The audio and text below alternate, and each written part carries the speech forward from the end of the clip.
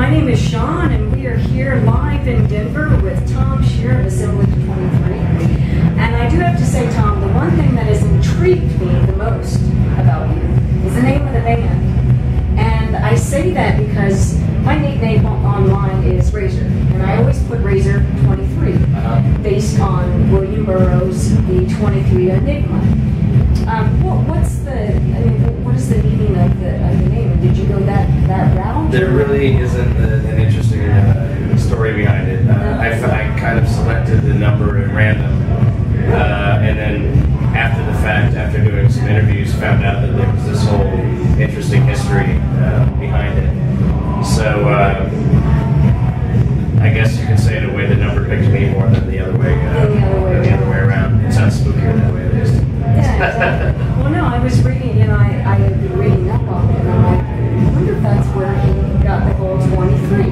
Yeah, it wasn't my intention, but it was quite interesting to read about after the fact. And to find out the history. Yeah. Right, the 23 Enigma. Mm-hmm. Yeah. Well, the new album, what I'm going to talk to you about, with all of your albums, they've had just, one word titles, contempt. And now we've got, grooves. Now for each of those names, does that have something to do with the theme of the actual album? In a vague sort of way.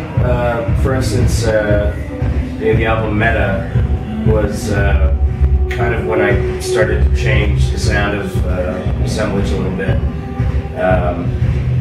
Which you can hear the transformation is a bit more complete with like Compass or Bruise. And Contempt was certainly a very, for an A23 album, an angrier kind of album than later ones were. Now on the new album, I guess one of my favorite songs is the noise in my head, and mainly because I can so relate to that. Getting up at 4 o'clock in the morning, my body being exhausted, but my brain is going, right. Like all these thoughts. What goes through your mind? Nothing useful at all. Well, that's exactly it. I mean, it's like my brain is awake with just random thoughts. Right. Nothing specific. I mean, is that the same? Yeah, absolutely. I mean, I think that sort of thing has become worse as society has become more technologically involved, where we all have our devices we're constantly checking, and I think our brain is still in that hyperactivity mode. When suddenly you remove all those stimuli, you're just more aware of it, and it's harder to ramp down a little bit. But yeah, that drives me crazy. Yes, it does. For me too. It makes it very, very hard to sleep.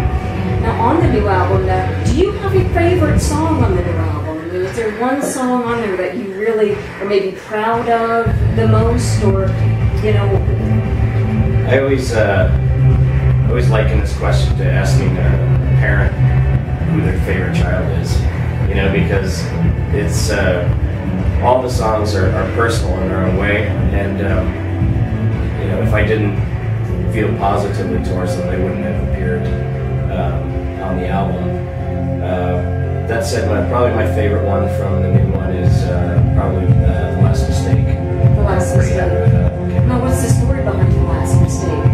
There was, around the time that I was working on the album, I live near Seattle, Washington, and there was a case where there was a father who was a person of interest in the disappearance of his wife. And during this time, he was only allowed to see his kids under supervised, the social worker there, until they could, clear his name of that. And one day, the social worker came by with the kids. He ushered the kids inside and locked her outside the door and blew up the house with all of them inside of it.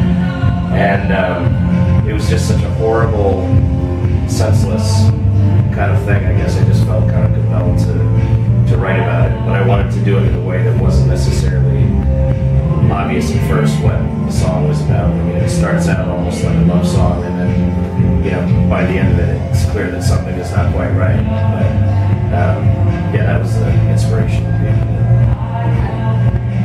I do have to say, I guess, I have many favorite songs of yours, but I guess the one that sticks out in my mind the most is, now I remember the Madman's World. Madman's Dream. Yes, yeah. Madman's Dream.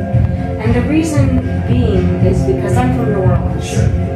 And I have seen the destruction of Katrina. Now, I wasn't there at the time, but I've seen the destruction, and I've seen how slow the process has become with trying to build the city back up. Right. Okay? So, what was your thinking on that song? It was just kind of an appalling moment, I think, as an American, because,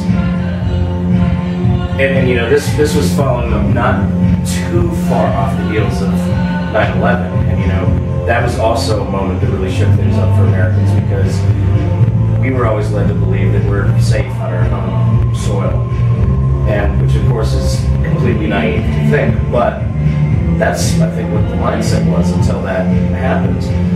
And likewise with Katrina, I think, you know, most Americans probably feel that if there's a case of a disaster or something like that, they're going to be taken care of. Their government is going to take care of them. And the government failed so colossally on that it was, you know, you wanted to yell at your television, like, you know, somebody help these people. And being that it's my hometown, it was even worse for me. Yeah.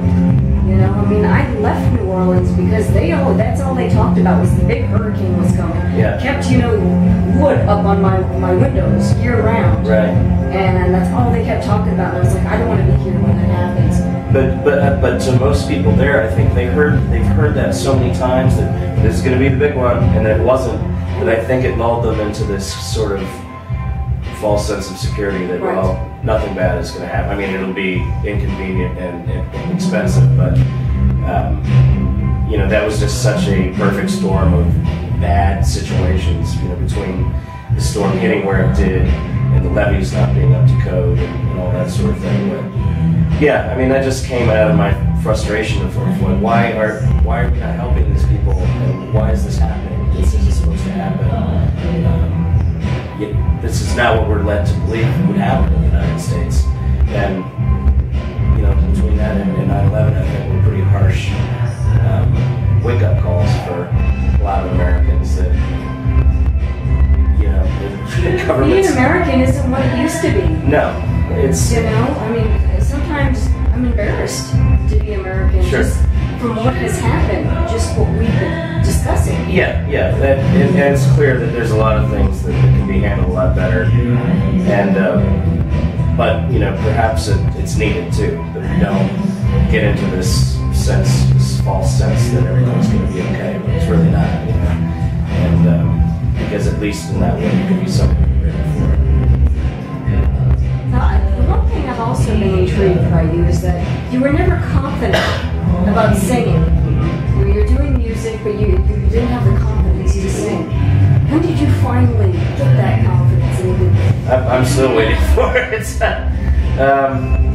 I don't know. I mean, it really came out of necessity because, you know, I grew up in rural New Hampshire, and nobody else was really into the kind of music that I was into, and so that's just kind of why I started out just doing everything by myself. And I started out doing instrumental stuff, and you know, kind of reached the limitations of what I could do with that, and decided that I needed to have vocals, and without somebody else to do it, I just sort of stepped in and did it. And, you know, I mean, singing's just like exercising a muscle. I mean, you know, everybody is going to be weak at first, but if you continue to work at it, your voice will develop and hopefully get stronger. It has. And it has. Thanks. And so it's really just born out of necessity, but you know, I actually enjoy it quite a bit now, and which wasn't necessarily the case at first, but had some time to practice. We had a lot of time to practice. Yes. You did Assemblage 23 for like 10 years before you even put any music out. Right. You know? Yeah, I mean, I was sending out a bunch of tapes and stuff to college radio stations, and e-zines and all these other buzzwords that don't exist anymore. I know. But yeah, there was a good time period of about 10 years where I was just making music, and a very small group of people would hear it, and they were very encouraging. But the record labels at that time in the United States weren't really interested in this kind of music unless it had heavy guitar in it, sort of the reconstriction, like 16 volts and well, for example, look at it this way. How did Skinny Puppy start? How did Ministry start? And then they went into the harder, which I didn't like. I mean, I liked the old Skinny Puppy and the old Ministry, and then they brought all these guitars in. And I'm like, what is this? Right.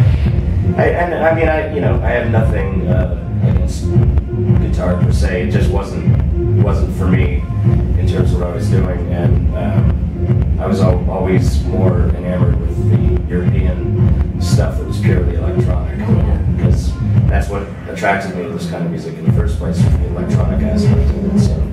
Well, now, were you influenced a lot by the 80s synth bands like Soft Cell, Missing Persons, and Gary Newman, of course? Yeah, Gary Newman was probably the first time I noticed a synthesizer in a piece of music. Even though I had undoubtedly heard synthesizer before, I just remember, this is still one of my most vivid memories. We were visiting my cousin's house. I must have been about 8 years old, and there was a trampoline in the backyard, and we were jumping on the trampoline, and we had a radio on that was playing the top 40, and Gary Newman's Cars came on, and I just stopped, and I was like, what is making that sound? Because I'd never really heard anything like that before, and it wasn't something that I found out about until many years later, but I always still had that interest in those types of sounds, and electronic music in general. But and after that I got into early Human League. Fad Gadget was another big one. Pretty much anything on Mute Records. But yeah, that was such a great. The 80s in general was just such a great time for electronically based music. I mean, and the electronic music was popular. Right. I mean, it was getting MTV air. It was getting radio play. I mean, you go see these bands live, and it was like in a big arena. Right. Yeah. Well, I mean, as far as the general populace was concerned, even though electronic music was being made since the late 60s, it wasn't until the 80s hit that it really became part of the mainstream consciousness. And it was new enough at that time that people couldn't be cynical. But I mean, I'm sure some people were who were very purists. There always are. But so it was able to get to that level of popularity. And now I still think, even though so many of the misconceptions have been disproved time and time again, I still think that there's a mindset in America in particular that electronic music is somehow less valid than other forms of music, and I think that's just the distance of the time between when the 80s happened and now. I think people have a chance to get a bit more cynical. And but then why is trance so popular? And then this guy Skrillex. Sure. I mean, that's it's electronic music. Sure, but you're never gonna. I mean, if you're gonna talk purely from a sales standpoint, you put your average electronic person up against, say, Beyonce, and they're going to be dwarfed by that. I mean, even early popular trance guys are they're doing really well, but on a completely different level than the mainstream was, or the pop stars in the 80s were. When they were spending $150,000 for a Fairlight for their studio and that kind of thing. So I mean, there's still a disparity between those two. But even pop music itself, for some reason, is not thought of it as electronic music, but for the most part, it is. I mean, you look at somebody like Lady Gaga, for example. It's all electronic. Dale Bosio, Reborn. Yeah. And but for some reason, popular music doesn't seem to be viewed through that same lens. I'm not sure why. Well, what's very curious about that is I read that that from the Beta album, Binary.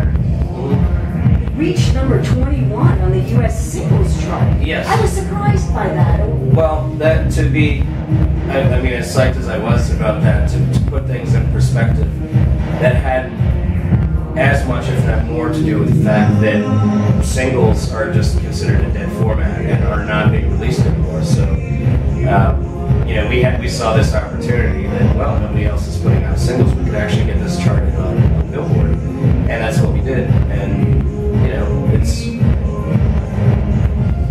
a nice brag. It's a nice bragging, right? Sure. It's impressive, but it surprised me when I read that. I was like, I didn't know it. Wow. It's just a reflection of how much the music industry has changed in the past few years.